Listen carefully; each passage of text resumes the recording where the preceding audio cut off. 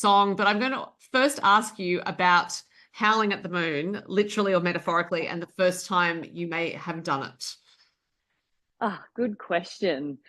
Yeah, so the reason I ended up writing this song was I was at a show down at the Park Beach Reserve, which is in Coffs Harbour, and it's a Twilight Market show. And I'd been playing my whole set, and as I was playing, I was just watching this like magnificent, huge moon. It must have been one of those special, you know how sometimes they get really big.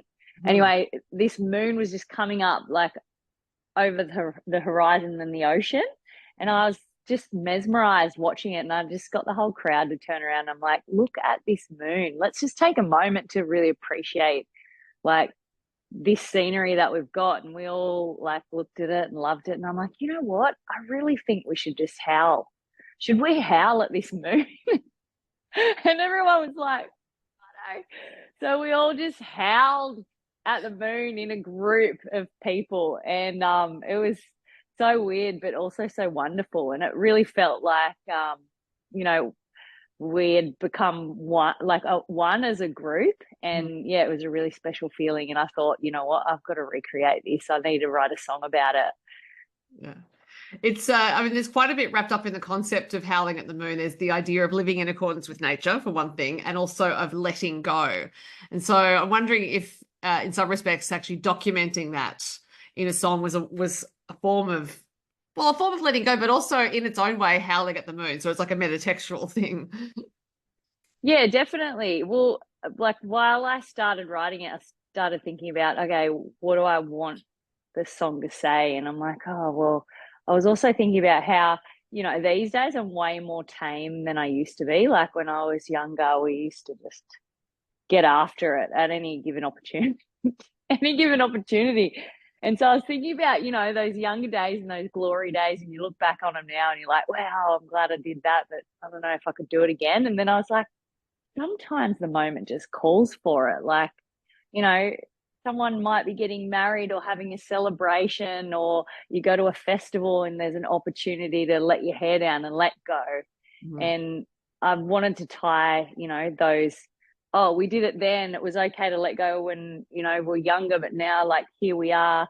It's still okay to let go. Like, no matter what, like, it's got to be done, I Yeah. think, is part of the song. Yeah.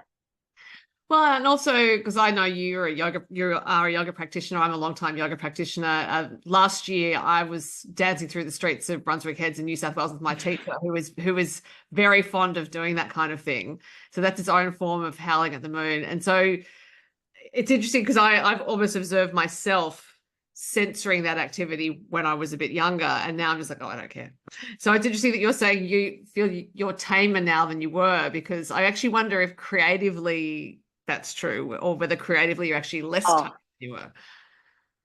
no, like if I think about it in that sense, like I think when I was younger, I would just like devil may care, like, oh, just go here, go there, it doesn't matter. Like, let's just live life kind of thing. And I guess now I'm kind of, in terms of more serious, I'm locking in with like, I've got all these bills to pay now, and I've got all these concerns and worries about, but I'm still like, I am at the point in my life where I'm not caring about, what anyone thinks at all. I'm still at that point where, if I want to walk out my front door and have a howl at the moon, I'll do it. It doesn't matter what the neighbors say, you know what I mean? So yeah, I guess maybe that's something that comes with age, is that like, you don't worry too much about what people think, and you can like let loose a little, or let loose in that sense a bit more without, yeah, feeling judged.